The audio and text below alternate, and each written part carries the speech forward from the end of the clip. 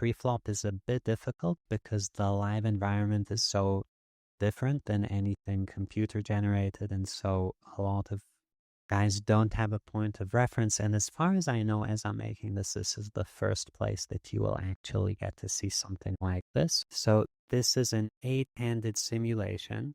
We're 200 deep, rake free, and I think rake free is correct because you should have a big edge and you should be making your decisions based on, is the guy a really good player or a really bad player.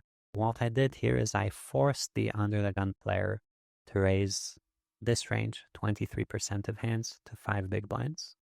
And this is meant to show a common player type in live who's, he's somewhat trying, he's not playing every hand, but he's kind of wide and he's opening big as the size. And I want to talk about kind of what that means. So first of all, by opening to 5 big blinds, what people are kind of saying, say they open to $50 in a 5-10 game, they're saying we're not playing 5-10, dude. We're playing 10-20. I'm opening to 50. It's a regular size. So one way to conceptualize this would be to say everyone's playing this like a 10-20 game. We're actually roughly 100 deep in a 10-20 game. This is like everyone here has 2,000 blinds, but if we treat it as twice the blind size, we'd say we're 100 deep. It's a 10-20 game. If everyone had $1,000 and all 2,000, would say we're 50 deep. It's a 10-20 game. And then kind of analyze it based off of that and say, well, yeah, the blinds are actually a bit smaller, so maybe we should play a little bit tighter, but basically we're playing normal poker as a 10-20 game. And there's this kind of unspoken agreement in live games often where, for some reason, sometimes it's based around some of the guys at the table, they're playing it as though the blinds are higher. And you can join in or not join in as much as you want, but I'm going to show you guys kind of, if we actually treat the blinds as what they are, we're going to have in our mind the conceptualization of this as 10-20, and I'll show you guys how to react in each position to a 5 big blind raise from this range. Just as a reference point, this player would be losing money. He'd be losing 5 VB per 100 raising this range. 5 VB per 100 is not actually that much. But yeah, you should be winning in poker because you could, for example, raise only aces and kings or something. So definitely shows this is a suboptimal strategy. So yeah, he raises to 5 big blinds, and this is the UTG +1 reaction. And I'm going to read through this in a way that lets you guys play as wide as possible again. So orange is call, blue is re-raise. And first off, we're seeing it's kind of a tight reaction. We're reacting with a tighter range than the guy opened. We're folding hands like ace, queen offsuit and sixes, and he's having fun opening like 6-4 suited under the gun or king 5 suited. It's kind of weird, but the thing is, you have the entire table behind you, and he might not respect that, but you guys do need to respect that. So even though we want to have fun, having the entire table behind us severely limits our ability to put in money with hands because we're just going to get squeezed a lot just by virtue of, if you think about it, 6 people left. How often is one of them going to have the top 5% hand? More often than we'd like, right? When there are 6, and the less people there are left, the wider we can continue. So I'll show you guys this. If this is with 6 people left, we continue 7% of hands. With 5 people left, bumps up to 8.5. With 4 people left, it bumps up to 10 against the same range. So it's just how many people there are behind. And then it bumps up to 11.5. And on the button, it bumps up to 13.5. And still there are 2 people behind. And like you want to beat half his range, let's say, we don't necessarily go with the weakest hands he's raising. So yeah, if it's folded to the small blind's out of position, we now actually drop to like a 9% range. And if it's the big blind, he's closing the action, but out of position, so 12% range. And this would be, again, blue is re-raise, yellow is call, but I'm going to walk you guys through this in a simpler way because this isn't about memorization, and you're going to have various different player types and metagames and tables and stuff like that. I'm Uri Peleg, and I've coached some of the world's best players who've gone on to win millions on the felt. I've assembled an elite team of poker pros for Lab 2.0, which I believe is the best poker course out there by a very wide margin. Our biggest sale of the year ends midnight December 1st, Cyber Monday. Again, 25% off all courses, including Lab 2.0. Okay, so first of all, you guys might say, well, what if he opens from a different position? And the nice thing about this is I'm looking at a range. So even if someone opens this from MP and you're in the cutoff, this response is still correct, right? Because it's the same range. So I'm not actually locking in the opener's position, just his range, like just how do you play versus a 5x open from this kind of range. Based on your position, not based on their position, they just have the range. So first of all, I want to get that out of the way. Next, I want to show you guys how to interpret the results of these charts, which I think can be very useful. So we will do that. Okay, guys, so how do we kind of interpret this? So first of all, generally speaking, when we look at calling and re-raising ranges, most hands are kind of okay to do either one with. So you guys will see aces will always raise, kings will sometimes raise, sometimes call, queens sometimes, jacks sometimes, eights sometimes, sevens sometimes, but tens only call. And that's like, we don't want to remember that.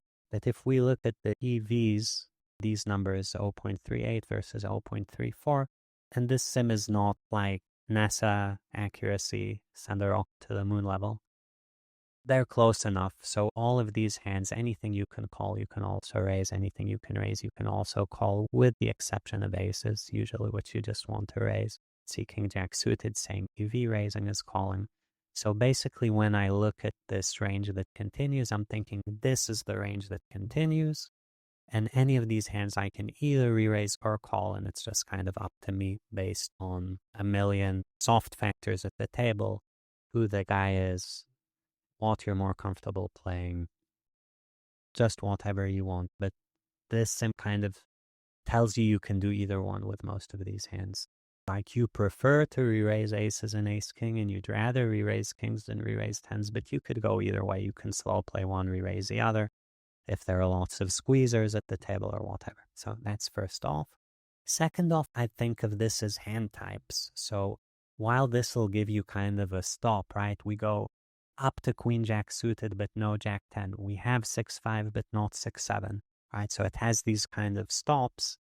I think of hands in more broad categories because generally speaking, this program has to have you not playing too many hands, because if you play too many hands, the rest of the table can adjust and squeeze you wide. As long as that's not actually true in reality, and I think it's not, right? So if I thought that the table is not going to adjust and squeeze me wide, or is generally just not going to squeeze me wide, then when I see 5-6, I'm seeing 5-6, 5-4, 6-7, and you can see 6-7, the EV of call is 0. It just never does it, because if you'd start doing it, you get squeezed more.